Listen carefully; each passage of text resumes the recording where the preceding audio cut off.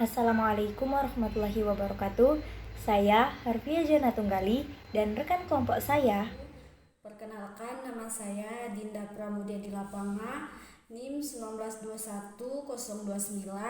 Kami dari kelompok 5 akan mempresentasikan hasil makalah kami yang berjudul Implementasi Pembelajaran IPA atau Sains di SD atau MI.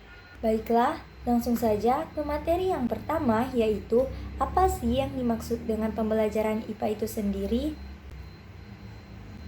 Nah, dalam buku Srini M. Iskandar, beliau memaparkan bahwa IPA sendiri merupakan singkatan dari ilmu pengetahuan alam, yang merupakan terjemahan dari bahasa Inggris yaitu Natural Science.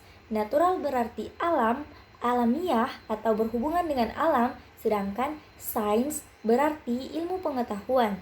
Jadi, menurut asal katanya, IPA berarti ilmu tentang alam atau ilmu yang mempelajari tentang peristiwa-peristiwa yang terjadi di alam itu sendiri.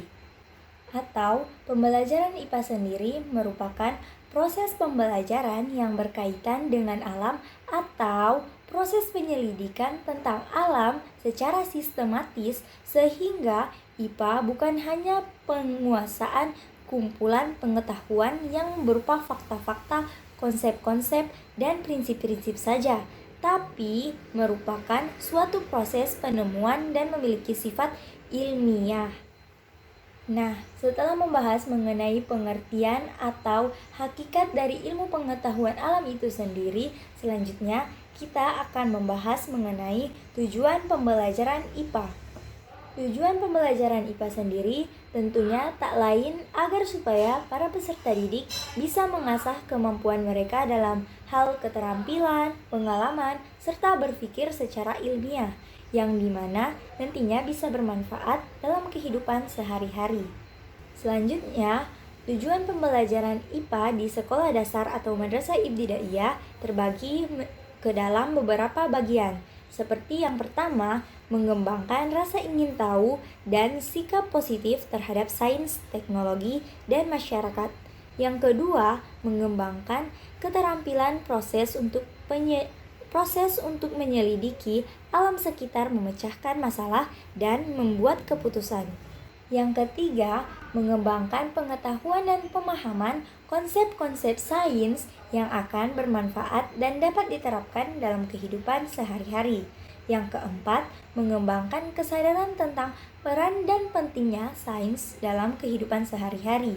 Yang kelima, mengalihkan pengetahuan, keterampilan, dan pemahaman ke bidang pengajaran lain.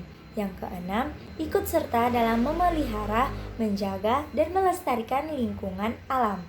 Menghargai berbagai macam bentuk ciptaan Tuhan di alam semesta ini untuk dipelajari.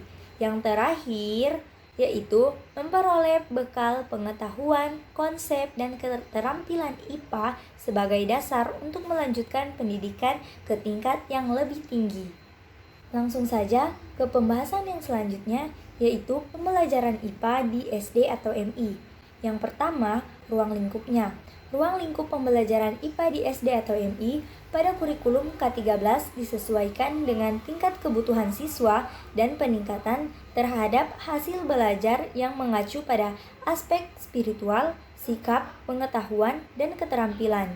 Adapun ruang lingkup mata pelajaran IPA di tingkat SD atau MI yang berdasar pada keputusan Mendikbud 2014, yaitu ruang lingkup materi mata pelajaran IPA MI atau SD mencakup tubuh dan panca indera, tumbuhan dan hewan, sifat dan wujud benda-benda sekitar, alam semesta dan kenampakannya, bentuk luar tumbuhan dan hewan, daur hidup makhluk hidup, perkembangbiakan tanaman, wujud benda, gaya dan gerak, bentuk dan sumber energi dan energi alternatif, rupa bumi dan perubahannya, lingkungan, alam semesta dan sumber daya alam, iklim dan cuaca, rangka dan organ tubuh manusia dan hewan, makanan, rantai makanan, dan keseimbangan ekosistem, perkembangbiakan makhluk hidup, penyesuaian diri makhluk hidup pada lingkungan, kesehatan dan sistem pernafasan manusia, perubahan dan sifat benda,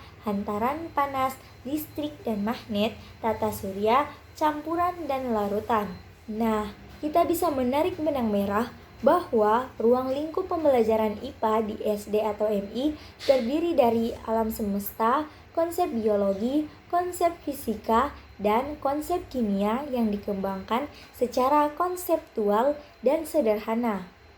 Beberapa ruang lingkup tersebut merupakan bagian dari pemaparan dasar dari materi pembelajaran IPA yang dikembangkan di MI ataupun SD.